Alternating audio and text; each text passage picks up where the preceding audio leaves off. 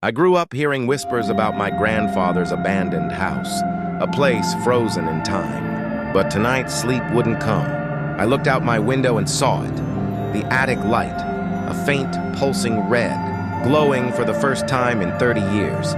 My heart pounded as I grabbed a flashlight and crunched through the snow toward it. The old front door was always locked, always sealed shut. But when I reached for the handle, it turned. It swung open into absolute darkness. Inside, the air smelled like cold wood and old breath. Furniture was covered in sheets, pictures hanging crooked on the walls. But the silence wasn't empty. It felt occupied, like someone was holding their breath just out of sight. Then I saw it, the old blood-stained lantern lying in the middle of the hallway. I reached out, my fingers hesitating just above the glass. It was warm, as if someone had just set it down. Thanks for watching. The lantern flickered once, and suddenly every door in the hallway creaked open by itself. The silence was heavy, thick with dust and memories. I whispered, "Grandpa?" A soft shuffle answered from right behind me. I spun around. No one was there. Just the long, empty corridor staring back.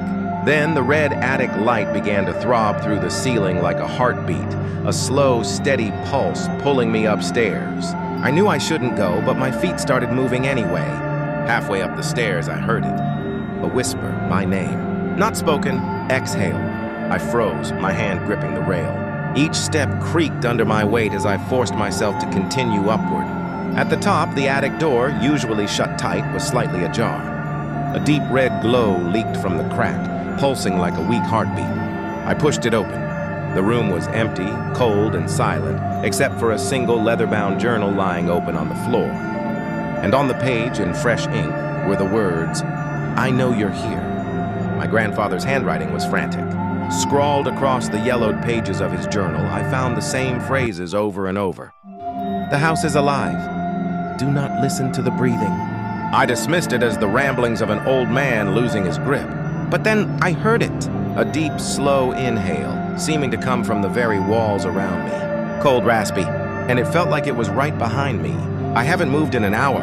I'm too afraid to turn around. The old house groaned around me, a symphony of decay. My flashlight beam cut through the thick, dusty air of the attic, then flickered, once, twice. Darkness swallowed me whole for a second before the light sputtered back to life, weaker this time. It landed on an old, leather-bound journal lying open on the floor.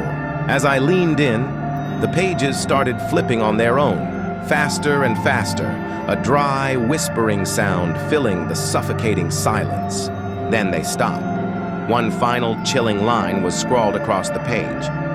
"If you're reading this, the house has chosen you." A deafening slam echoed from below. The attic door was shut. I was no longer just a visitor. I was home. It started with the breathing, not mine. It was heavy, wet, crawling across the ceiling like some unseen spider. The walls, I swear they were closing in, squeezing the air from the room. I kept my eyes fixed on the single red emergency light above me, my only anchor in the suffocating silence. It flickered once, twice. Then it died, plunging me into absolute darkness. That's when I felt it, something impossibly cold, touching my bare shoulder. I didn't scream, I just ran. The old house was silent, but it wasn't empty. I could feel it in the air, thick and heavy. A floorboard creaked upstairs. I told myself it was just the house settling, but then I heard it again, closer this time. A slow, deliberate scrape from the attic. I bolted. I don't remember how I reached the door or crashed into the snow. But when I looked back, gasping for breath, the attic light turned on again, slowly, deliberately, like the house was watching me. Since that night, I still hear the breathing whenever I close my eyes. Soft, slow waiting. I left the house that night, never looking back. I moved across the country, changed my name, tried to start over. I even bought a new bed, hoping to escape the memory. But every time I lie down and the world goes quiet, it's there, a faint rhythmic sound. It's no longer coming from the corner of the room. Now it's right beside my ear. Since that night, I still hear the breathing whenever I close my eyes. Soft, slow waiting. I left the house that night, but the sound followed. It's always there, just over my shoulder, a constant chilling reminder. I've moved 3 times, even changed my name, but it doesn't matter. Last night, I finally recorded it, hoping to prove I'm not crazy. I just listened to the playback. Behind the faint, rhythmic breathing, I can hear myself.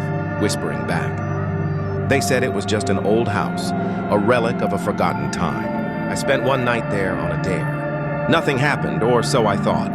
I saw no ghosts, heard no chains. I left the next morning, laughing at my own foolishness. But something left with me.